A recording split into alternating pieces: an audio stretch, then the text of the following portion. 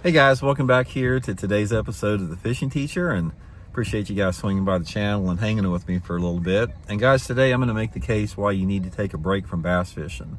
This is something that I've done myself. It's extremely beneficial. I'm going to explain to you what the deal is here in today's episode. Also guys, before we get started, quick reminder that SolarBat has got their January sale going on my Signature Series glasses here, my RB2s and 3s. These are the RB3s with the flat matte gray frame to reduce light reflection. They also got different colored frames. You can get them at 40% off right now through the SolarBat website. I'll put that link in the description of the video. And also guys, jerkbait fishing is really good right here in the Ozarks now. If you'd like to book an on-the-water jerkbait lesson with me, it's a great time to learn about it. We'll go to Stockton Lake or Table Rock, get you guys all set up with that. If you're interested, just shoot me a private message on my Facebook page, Randy Blaukat Professional Angler, for the details there, so appreciate that.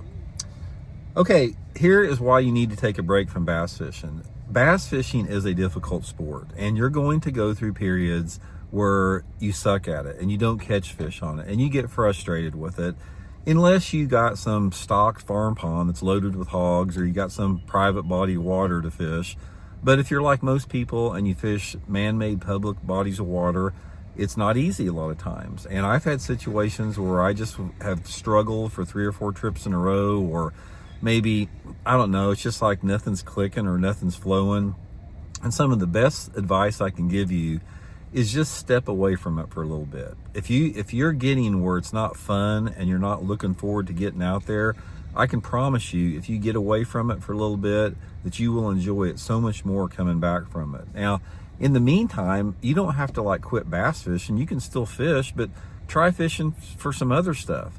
I remember there was a period, it's been about 15 years ago, where I had a series of 2 or 3 really bad tournaments in a row, and I was frustrated. It's like I was in a slump. You know, everybody gets in slumps in sports, and it just wasn't fun, and I wasn't having a good time. And I got this buddy of mine that used to fish tournaments, and he goes, "Randy, just hell with those bass. Let's go crappie fishing, man." He used to fish tournaments all the time. He doesn't even fish for bass anymore. He just fishes for crappie. So we went crappie fishing a couple times, and guys, I had a blast. It was like laid back, it was relaxed, had a good time with it. And then eventually, you know, I came back and I started messing around with my tackle. I didn't go fishing. I just went in my tackle room. I went through and organized all my tackle, went through all my boxes, cleaned them out, cleaned my boat out, just handled everything, got everything put away, and really started just enjoying the process of just not fishing, but just messing around with fishing. And eventually, when I finally got back and got on the water, that break of a month away from fishing, it just gave me sort of renewed interest in it. And one of the things about bass fishing, it's you know, you've got to keep it fun, because if fishing isn't fun and you're not having a good time, you're not getting the full value out of it.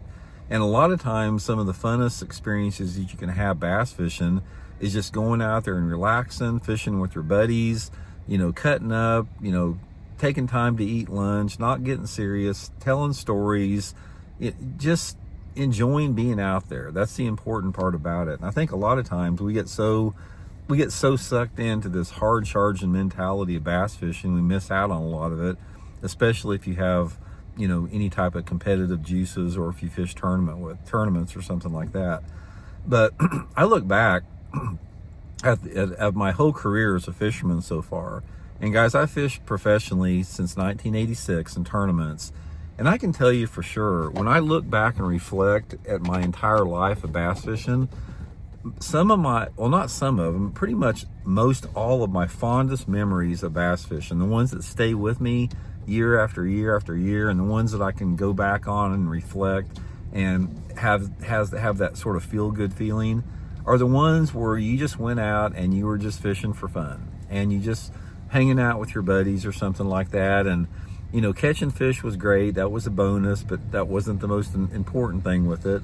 Learning something new, just anything like that. I remember one of the most memorable trips I ever had was 1978 down at Grand Lake in Oklahoma, and I was a a sophomore in high school, and I had just gotten my first boat that I'd saved up for. I bought a little 14-foot flat bottom at a rummage sale for $200 and put a little cheap trolling motor on it, a little 12-volt trolling motor, and I had a 15-year-old 9-horse outboard on it, saved up with my gas mowing money. And I remember back then they came out, Norman Lures came out with this plastic worm called a Snatrix plastic worm. Good looking worm in the water, had a ton of action.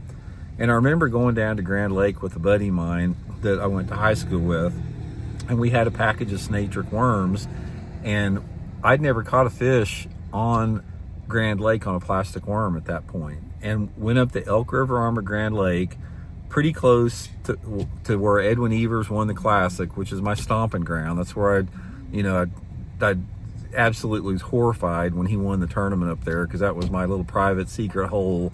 He actually won the Classic out of my secret hole that I'd had for 40 years. So anyway, went up there and I caught 4 or 5 bass on that Snatrix worm. And I'll never forget, seeing that worm in the water and feeling that bite on the worm and seeing my line swim out and setting the hook on it, being there with my buddy, being there in my little beat up, cheap, leaking flat bottom boat. And that's what bass fishing is about. It's like, I've won Bassmaster tournaments. I've almost won the Bassmaster Classic twice. I've won $2 million in tournaments, and none of that I had experienced on that tournament level has the fond memories of catching those bass on that Snatrix worm down at Grand Lake out of that old flat bottom. So sometimes just getting back to the basics and simplifying things like that means all the world. So anyway, guys, if you get burned out on bass fishing, don't feel alone. Don't feel like something's wrong with you. It happens to everybody. It happens to me. Just step back with it, take a break, work in your yard, do some landscaping, go hit some golf balls, go hiking, go crappie fishing, throw a chunk of liver out for catfish or something. And then eventually, if you love bass fishing, you'll come back to it when you're ready. So anyway, here in the school line, getting ready to pick up Elijah. Hope you guys are well. Appreciate all the support, guys. We'll talk later.